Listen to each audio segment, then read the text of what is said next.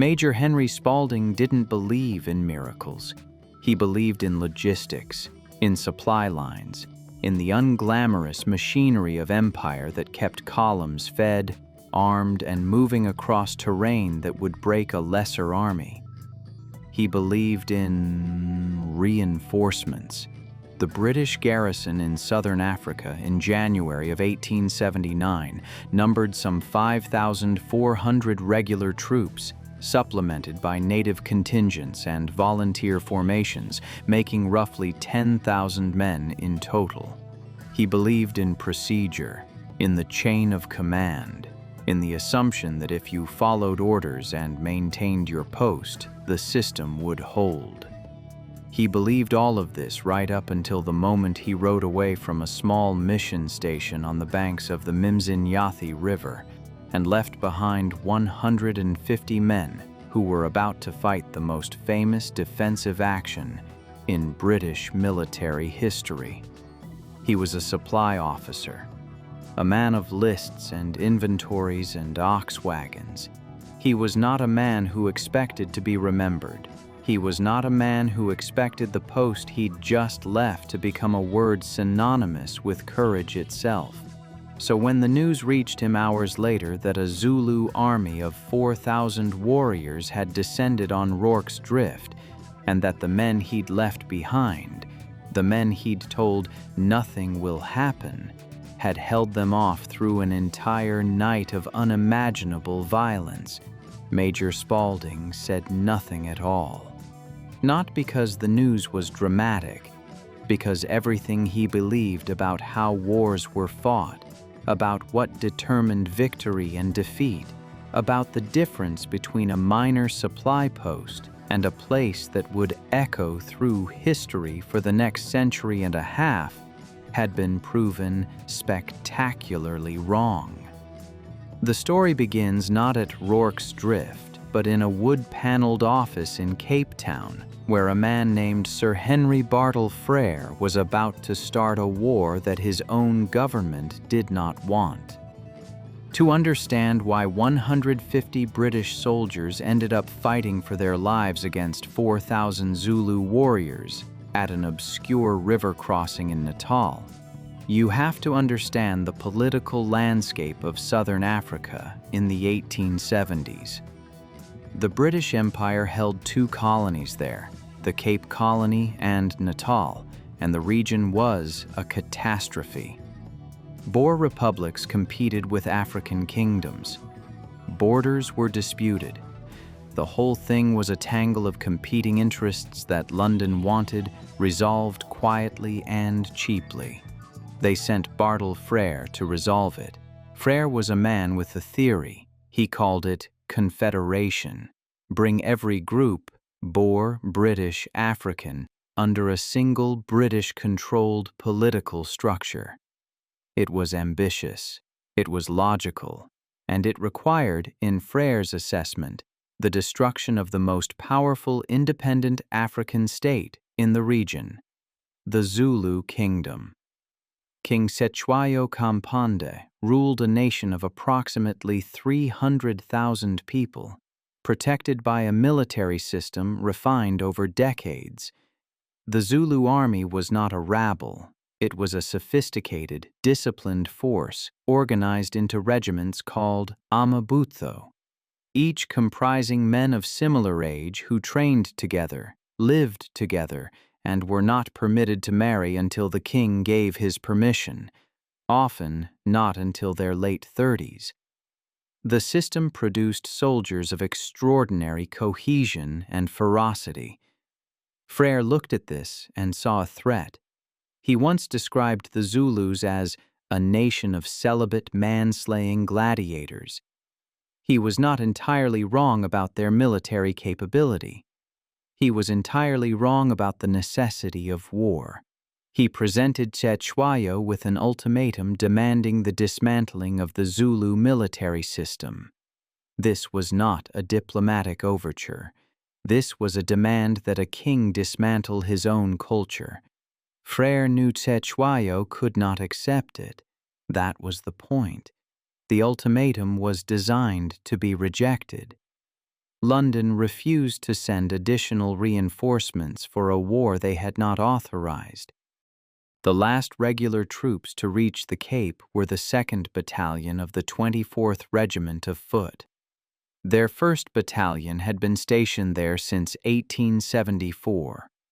Both battalions were about to be written into history in ways that no one in that wood-paneled office could have predicted. Lord Chelmsford, the British military commander, organized his force into 5 columns. 3 would invade Zululand at different points. 2 would remain behind to guard the border. Napoleon had said it. March divided, fight united. Chelmsford intended to converge on the Zulu capital at Ulundi for a decisive engagement. The strategy was sound in theory.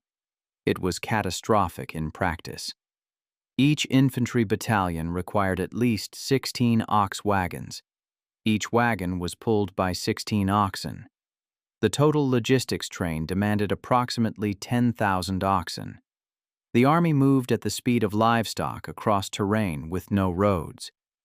Chelmsford's intelligence was primitive. He had almost no idea where the main Zulu army was deployed. King Cetshwayo, by contrast, had spies in Natal and knew exactly where every British column was positioned. The asymmetry was not in technology. It was in information. On the 9th of January, 1879, Chelmsford's central column reached the Mzinyathi River at a crossing point known as Rorke's Drift. The name came from a trader named Jim Rorke, who had once owned the property. It consisted of 2 small stone buildings with thatched roofs and a cattle kraal, now the property of a Swedish missionary named Otto Witt. A small military post was established. Supply officers set up operations.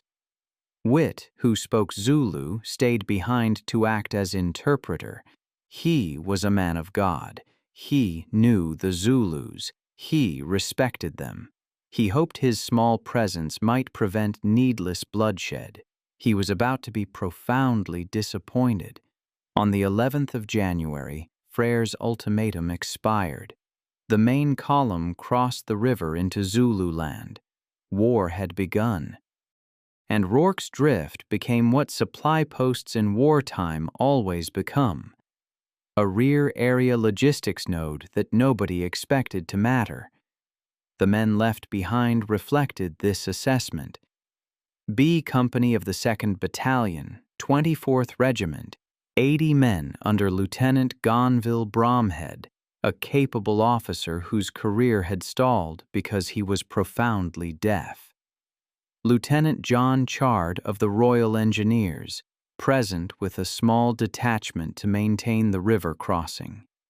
Surgeon James Reynolds, who had converted Witt's house into a field hospital. A detachment of roughly 300 men from the Natal native contingent, local African troops whose uniforms were distinguished from the Zulus only by red bands tied around their heads, and Major Spaulding, the supply officer commanding the whole quiet, unremarkable post. For 10 days, nothing happened. The garrison settled into the tedium that defines most of soldiering, the long hours of routine between the rare minutes of terror. On the morning of January 22nd, Major Spaulding decided to ride to help Makar to find out why promised reinforcements had not arrived. Before leaving, he turned to Lieutenant Chard and delivered what may be the most catastrophically wrong intelligence assessment in British military history. "I see you are senior, so you will be in charge. Although, of course, nothing will happen, and I shall be back again this evening early. Nothing will happen." Those 3 words have echoed through 147 years of military history with a kind of terrible irony that almost defies belief. Spaulding had not been gone for more than a few hours when 2 riders came galloping in from the direction of Isandlwana. They were not bringing routine dispatches. They were bringing the worst news the British Army had received in a generation. The camp at Isandlwana, Lord Chelmsford's main camp, the hub of the entire invasion, had been attacked and overrun. The Zulu main army, approximately 20,000 warriors, had struck while Chelmsford was away with half his force. The camp's defenses had been spread too thin. The extended firing lines that were supposed to maximize British firepower had instead created gaps that the Zulu impis surged through like water through a broken dam. 1,300 British troops and their African allies were dead. This was the worst defeat inflicted on a professional European army by an indigenous force in the entire Victorian era. Entire companies had been wiped out. The 1st Battalion of the 24th Regiment had effectively ceased to exist.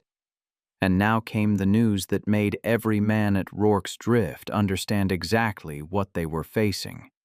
A second Zulu force was heading directly toward them.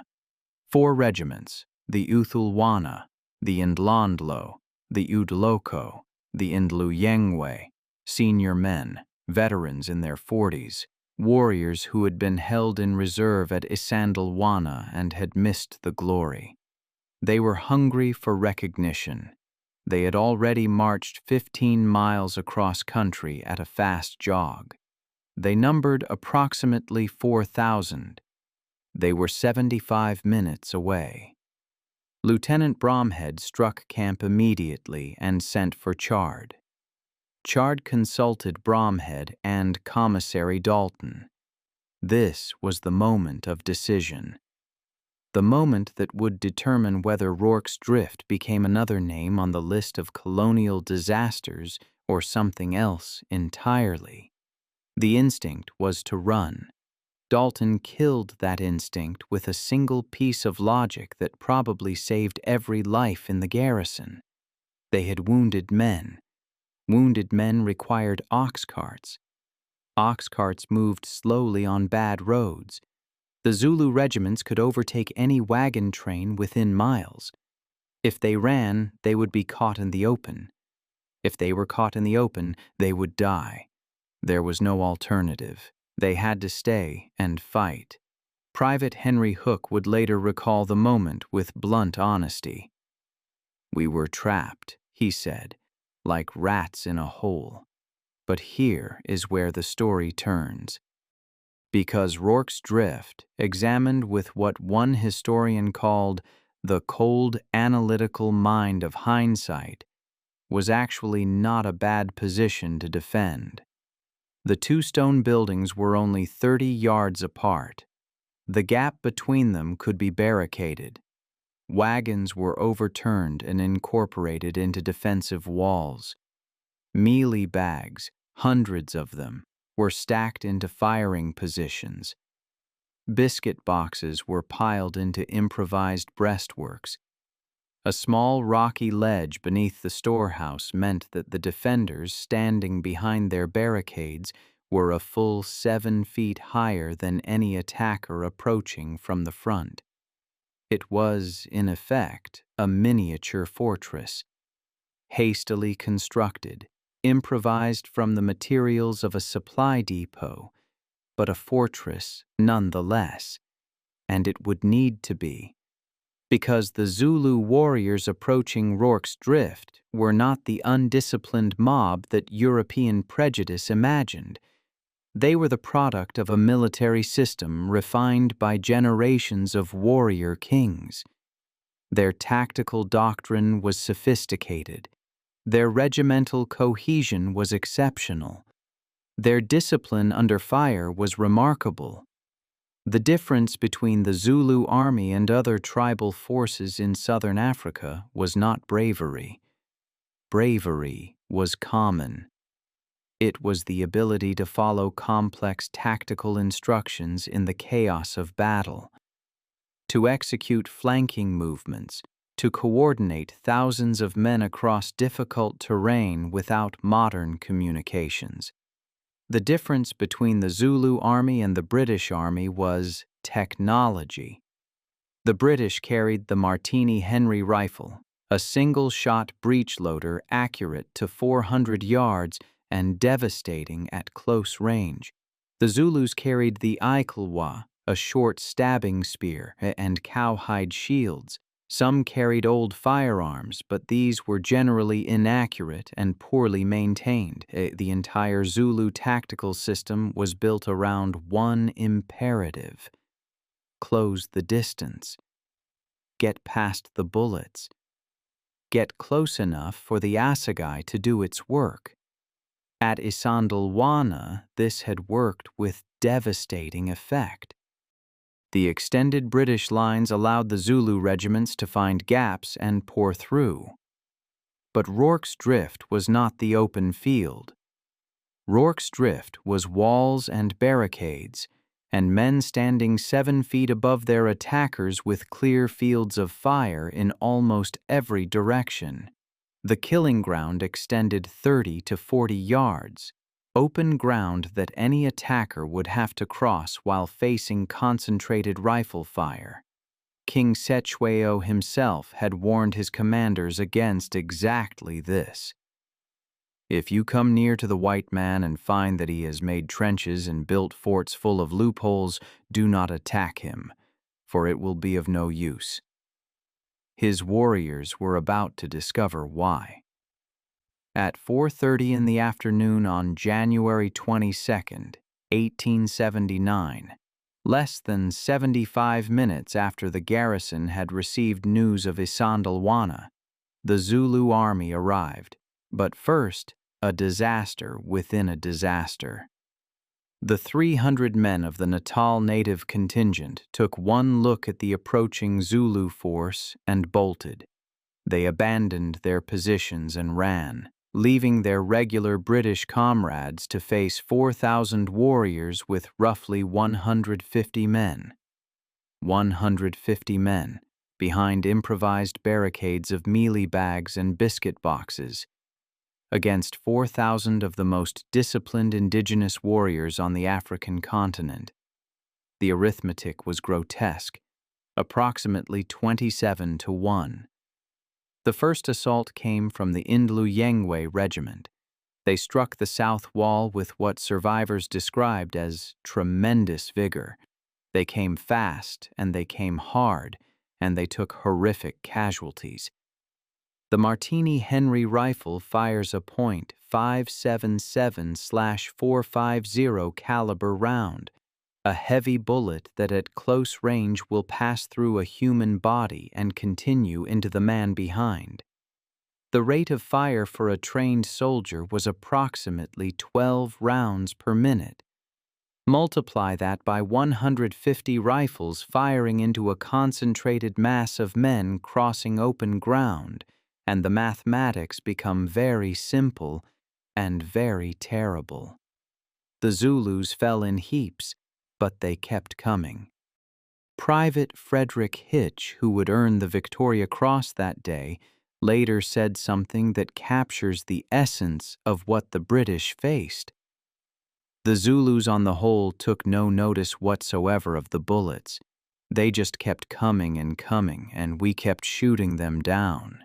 He paused when he recalled this. Then he added the detail that haunted him. The only time they flinched at all was when the bayonet was used freely. This tells you something profound about the psychology of the Zulu warrior. A bullet is impersonal, abstract, but the bayonet is a spear. The Zulus understood spears. They understood what a blade could do, and it was the sight of cold steel, not hot lead, that gave them pause. Around 5 o'clock, the Udloko Regiment swept around the western end of the fortifications and struck the north wall. Now the garrison was under assault from 2 directions simultaneously. The only thing preventing the defenders from being overrun was the sustained rate of fire, and they could only maintain it for 2 reasons. The first was a decision made before the battle. the officers had ordered ammunition boxes opened in advance.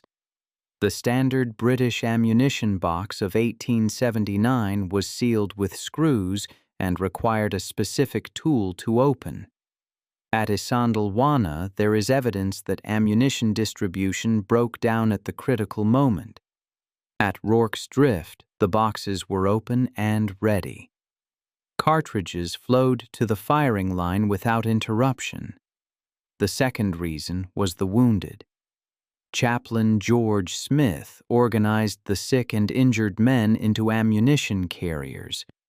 They crawled along the barricades with armfuls of cartridge packets feeding the firing line. Men with broken bones, men with fever, men who could barely stand. They dragged themselves along the ground and kept the ammunition moving, because if the ammunition stopped, everything stopped. The Zulu attacks did not stop. Wave after wave struck the barricades. The dead piled against the walls. The smoke from 150 rifles firing continuously hung in a thick pall over the mission. The noise was beyond description. The continuous crash of musketry, the screams of the wounded, the war chants of the Zulu regiments, and then the Zulus adapted. Armed with old rifles, Zulu marksmen climbed the Shiani terraces overlooking the mission. From this elevated position, the scarlet-coated defenders were exposed, but the Zulu weapons were firing at ranges of 300 to 400 yards, with guns that had been marginally accurate at 100 yards when they were new decades earlier. The powder was poor. The ammunition was worse. They produced enormous volume, but accuracy was, in one historian's phrasing, quite disappointing. Yet luck finds targets that skill cannot.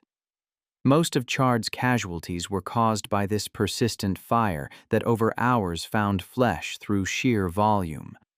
As dusk fell, the fighting entered its most desperate phase. The hospital. The hospital building was Witt's former house, a small, cramped structure with tiny rooms and, critically, no connecting doors between the rooms at the rear. Patients lay in beds they could not leave. The Zulu regiments focused their fury on this isolated building, and then they set the thatch roof on fire. What followed was one of the most extraordinary episodes of close-quarters combat in military history.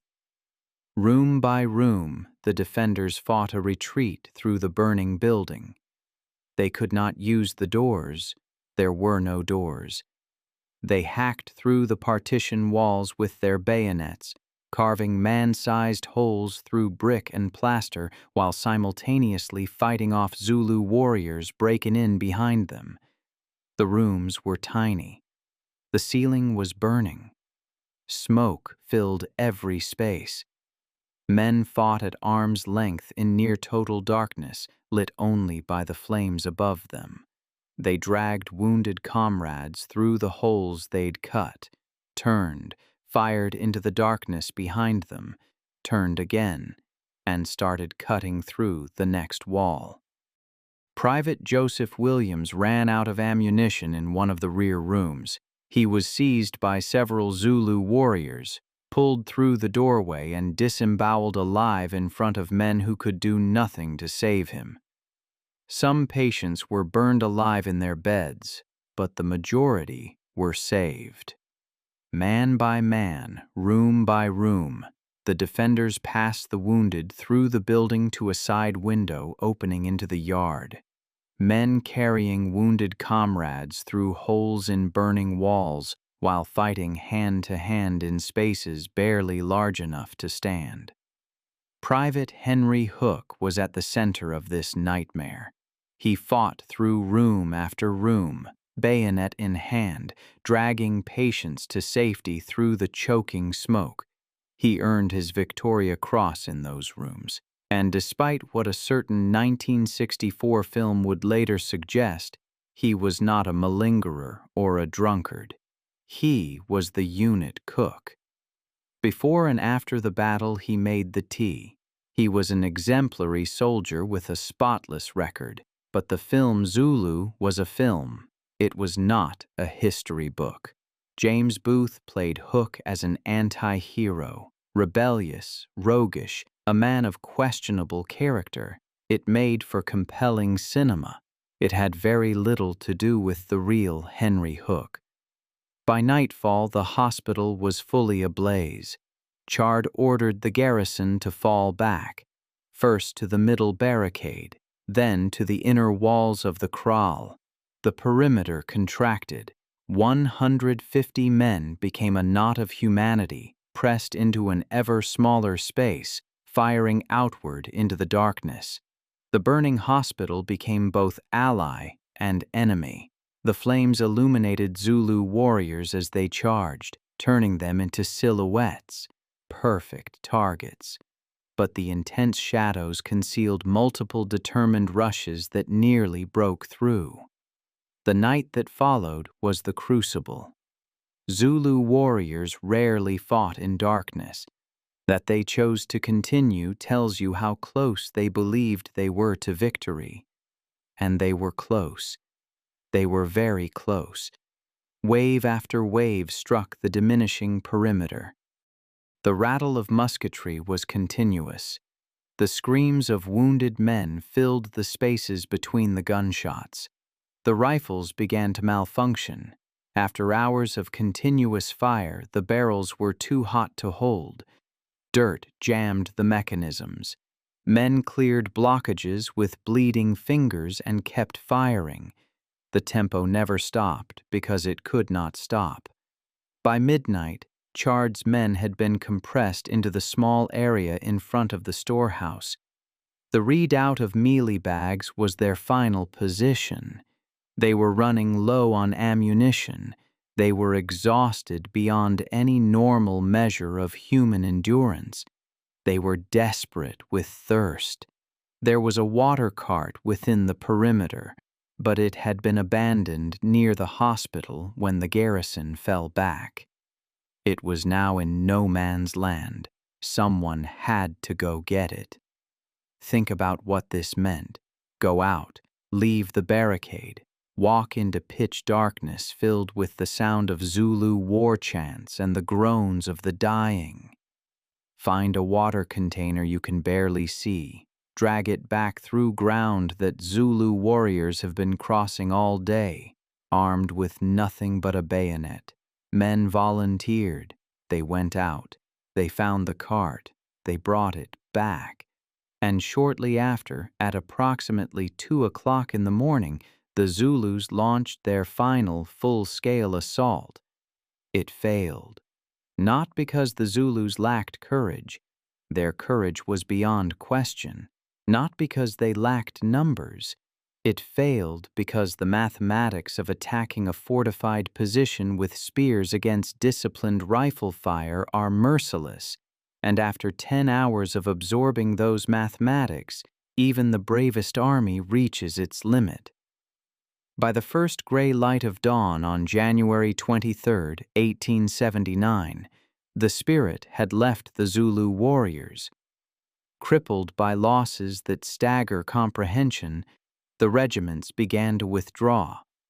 Men who had been fighting and running for 24 hours straight simply had nothing left. They crept away in the pre-dawn darkness, and the sun rose on a scene that the survivors would carry for the rest of their lives. The hospital was a gutted shell, smoke curling from blackened walls into the morning mist. Empty cartridge cases littered the ground in drifts, and everywhere, against the walls, across the open ground, piled in grotesque heaps in front of the hospital that had been charged again and again, lay the dead. Chard walked among the bodies. He noted the strange attitudes in which men had fallen. He observed something haunting. A number of Zulu warriors had died in the same position, crouched forward on their knees, faces pressed to the ground, as if they had been praying. or as if they had simply reached the limit of what the human body could endure and folded in on themselves. Chard's initial count found approximately 350 Zulu dead. In the weeks that followed, more bodies were discovered. Modern estimates suggest approximately 600 killed. Add a conservative 400 wounded, and you reach 1,000 casualties.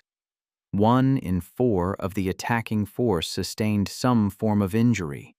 Some of the wounded had been hit 2, 3, even 4 times, and had still been helped away by their comrades. The toughness defies belief. On the British side, 15 men were dead. 2 more would die of their wounds, but the battle was not quite over. Chard kept his men busy. He sent patrols to gather Zulu weapons.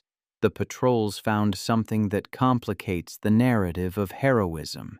They found wounded Zulu warriors, still alive, and the redcoats killed them. By today's standards, this was a war crime. By the standards of 1879, it was unremarked upon. Some were shot. Others were clubbed to death to save ammunition. Hamilton Brown, a contingent commander, called it a beastly necessity. The soldiers of the 24th were enraged by the mutilation of their comrades' bodies at Isandlwana. None of this excuses what was done, but it explains the context. These were men at the extreme edge of human experience. In a war, both sides fought with a ferocity that left little room for mercy. Then came a moment that has been mythologized beyond recognition. Chard recalled his patrols. The Zulus had returned. Warriors appeared around the slope of Shian Hill, stayed carefully out of rifle range, and sat down on a hillside opposite the mission. For a long, terrible moment, the two sides stared at each other across the devastated ground. Then the Zulus rose as one and walked away. The 1964 film Zulu turned this into cinema's most stirring tribute between enemies, the Zulu regiment singing in salute to the defenders' courage. Two warrior cultures recognizing each other across the divide. It is a beautiful scene.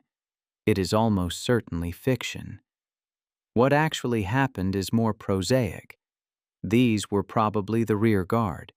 They likely intended to retreat via Rorke's Drift, but spotted Lord Chelmsford's relief column approaching from the opposite direction.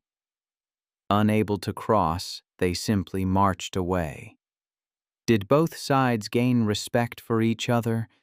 Almost certainly. But on the morning of the 23rd, as one historian noted, everybody was far too exhausted for those sorts of niceties. Rorke's Drift was saved. The question is, what exactly had been saved, and what did it mean? 11 Victoria Crosses were awarded, the most ever given for a single engagement in British military history. The courage was real. The endurance was genuine. No amount of political context diminishes what those men did, but the context exists, and it matters. The 22nd of January was catastrophic for the Zulu kingdom. Casualties across 3 engagements approached 2,000. King Cetshwayo reportedly said, "An assegai has been thrust into the belly of the nation." For the British, Rorke's Drift served a specific purpose. Isandlwana was a humiliation. The public needed something to offset the shame. The government needed valor to counterbalance disaster. Rorke's Drift provided it.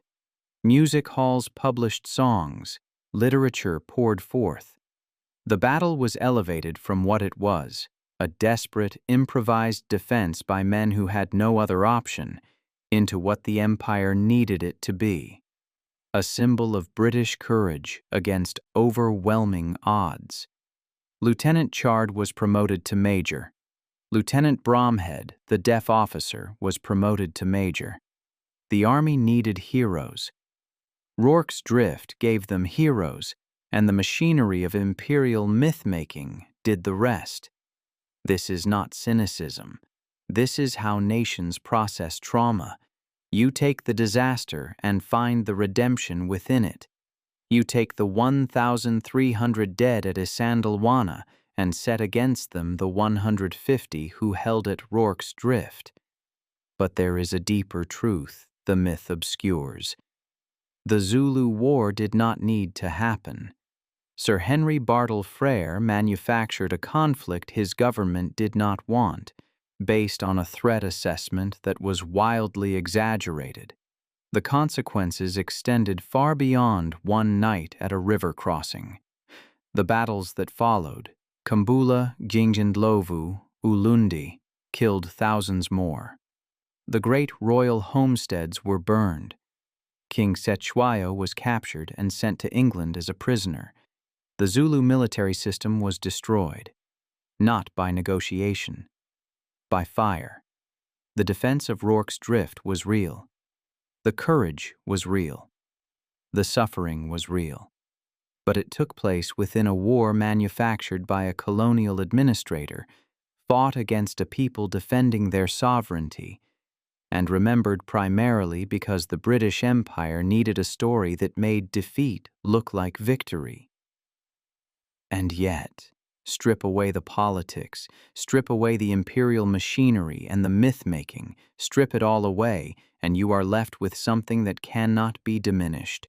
You are left with 150 men, behind walls of mealie bags and biscuit boxes, in the darkness of an African night, against 4,000, and they held, not because they were imperial agents, not because they were defending a policy of confederation. They held because the alternative was death. They held because the man next to them was holding. They held because a cook named Henry Hook was dragging wounded men through holes in burning walls, and a deaf lieutenant named Bromhead was directing fire with a calm that his deafness may actually have aided, and a supply clerk named Dalton was fighting on the barricade with a wound in his shoulder, and men whose names are lost to history were crawling through the darkness with armfuls of cartridges to feed the firing line. They held because that is what human beings sometimes do when every option except endurance has been eliminated. A journalist once asked a veteran of the battle, years later in England, what he remembered most about that night. The veteran thought about it for a long time, long enough that the journalist thought he might not answer. "The thirst," he finally said.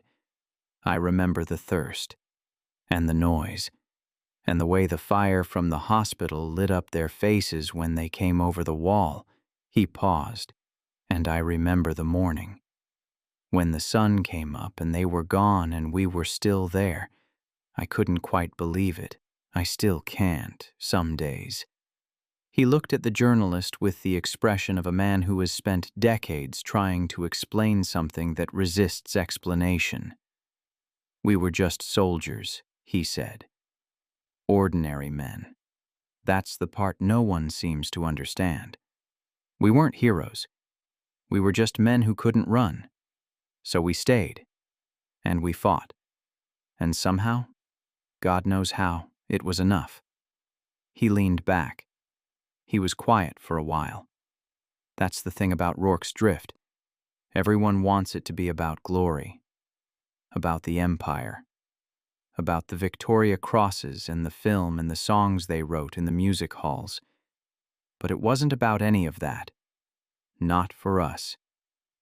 He looked at his hands. Old hands now. Hands that had once gripped a Martini-Henry until the barrel was too hot to hold. It was about the man next to you. It was about not letting him down. It was about lasting one more minute, and then one more after that, until the sun came up or you died. That was the whole of it. That was Rorke's drift. He was asked if he thought about the Zulus. every day," he said without hesitation. "They were the bravest men I ever saw. Braver than us, if I'm honest. We had walls and rifles. They had spears and shields, and they came at us anyway, hour after hour, knowing they were going to die and coming anyway." He shook his head. "I've never been able to make sense of it. The courage on both sides, the waste of it. All those men dead because some politician in Cape Town wanted a war, and we remember it as glory." He looked at the journalist one last time. "It wasn't glory. It was survival. That's all it ever was. And if you'd been there, standing behind those mealie bags at 2 a.m. with the hospital burning and the ammunition running low and 4,000 men in the darkness wanting to kill you, you wouldn't call it glory either." He paused. "You'd call it the longest night of your life, and you'd spend every night after it being grateful that you lived to see the morning." The Battle of Rorke's Drift, January 22nd to 23rd, 1879. 150 men against 4,000. 11 Victoria Crosses. 600 Zulu dead. 15 British dead. One night. 2 stone buildings. And a courage on both sides that has no adequate word in any language. They were ordinary men who did an extraordinary thing. Not because they chose to, because they had to. Because there was nowhere to run and nothing to do except fight and endure and last until morning. And morning came. And they were still there.